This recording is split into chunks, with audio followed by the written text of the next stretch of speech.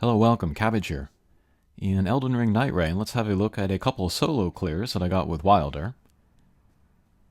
I've said this before, but this game has an extremely steep learning curve. But finally, I think I know enough about the game, including routing and stuff during the days, that I think I can really pursue more solo clears. And I'm going to do it with Wylder first. Hopefully I can get all of the bosses with him. And then I'll maybe start thinking about other characters. But here's Tricephalos. I wonder if I've actually shown a solo clear of this before. I got one with Raider. But yeah, I feel like Wylder is maybe the best for solo play. And then one thing that I was experimenting with on this run was after beating the second night boss, going out into the rain to get more stuff in the world. But my goals in doing that, like, I'm not aiming to get level 15. 12, I think, is good enough. I've heard that the bonuses that you get from going from 12 to 15 are not super high. And most of my clears have come at level 12 when playing with random people. So yeah, I'm happy with 12. But what I will get is, like, I'll try to get all the flasks. I'll go to all the churches on the map. And then I'll try to get better talismans. And if I need to, I'll go into the mine to get a stone to upgrade my weapon. But yeah, I have been getting more comfortable with doing that. The thing about that, though, is that it does add time to your run. But yeah, we are manhandling Tricephalos here. Oh, and then another thing about Wylder that's great is that when you go out into the rain, he has his skill, the grapple shot, which makes him travel much more quickly. And that's helpful, because you don't want to spend too much time in the rain. Okay, so there's a solo clear of Tricephalos. And then I think one of the keys, or one of the things that kind of unlocked especially higher levels for me, is that before, like the way that I was thinking about different places you can go onto the map, here's the Sacred Inseparable Sword. That was pretty good. And then I like to get damage negation as well. But improved stance damage, improved jump attacks again. And then there, protection from fire. So yeah, pretty good build, level 12. But yeah, I assumed, or I thought that before, like, you know, there were certain places that were good to go, like day 1, and then there were places that were good to put off until day 2. But what I wasn't thinking of was places to stop going to in day 2. Like the camps and forts and stuff, not worth going to day 2. So when I stopped going to those, then I started beating runs at higher level. And so this fight, where I fight Adel solo with Wylder, I'm level 14, which is pretty good for a solo run.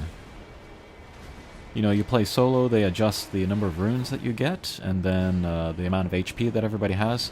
But still, clears are going to be slower, just because you're one person rather than 3, like, doing damage. But yeah, to get level 14, pretty good. Alright, but going against Adel, I have the Wrought Axe. So I'm not going to have poison, actually, for this boss, but I don't think actually it's super necessary. If you do get the poison status on him in the first stage, then you can, you know, stop him. He will vomit. You can attack him while he's busy. But if you're able to dodge his attacks, then it doesn't matter if he's standing still or not. And then I have a lot of damage negation here also. So this is actually going to be a Deathless run, even though he's going to grab me like 3 times. He's never going to be able to kill me, so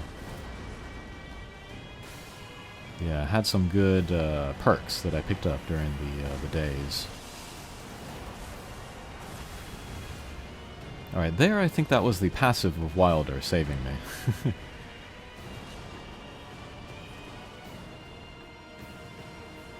And then actually with Adel here, like, he runs away from you a lot, but he'll always run back at you, so you don't actually have to chase him, I've discovered.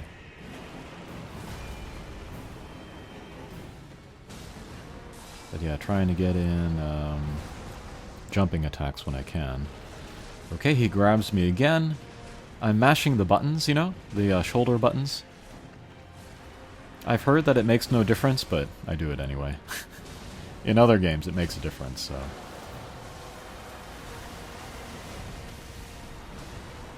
Okay, I think we got a stun on him, but I'm on the wrong end, so we'll just do regular attacks on him.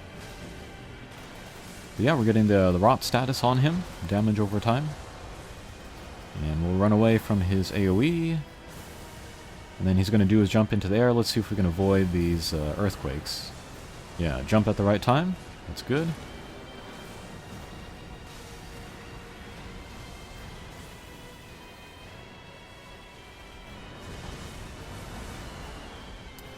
And I kind of feel like if you know the boss's patterns pretty well, maybe solo is easier than multiplayer. I almost feel like with multiplayer, like I get overwhelmed, you know? There's so much stuff going on that I can't concentrate on the boss as much. Alright, dodge that. Okay, he's doing his shout. Let's interrupt that with the ultimate. And then we'll do the critical hit again. Can we get rot back on him?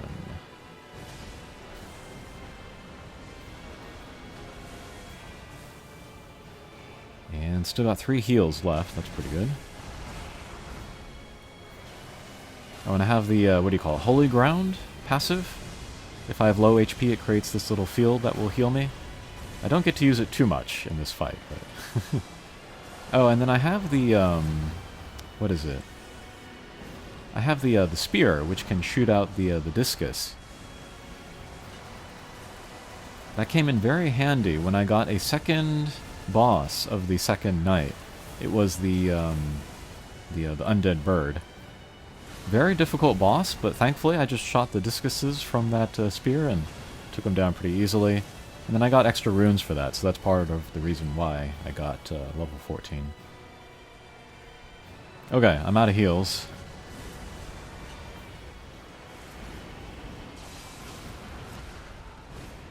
Okay, he's got his grabs. Oh, he got me again. Mashing the buttons. He's healing himself a little bit. But not dying.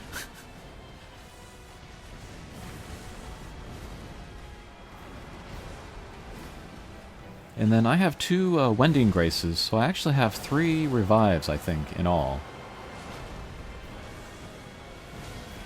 So I could definitely afford to go down, but we will get the Deathless clear. And then I picked up some Starlight Shards. I was thinking maybe I would use the Holy Discus, but didn't end up needing it. Okay, that is my solo clear of Adel. Very cool.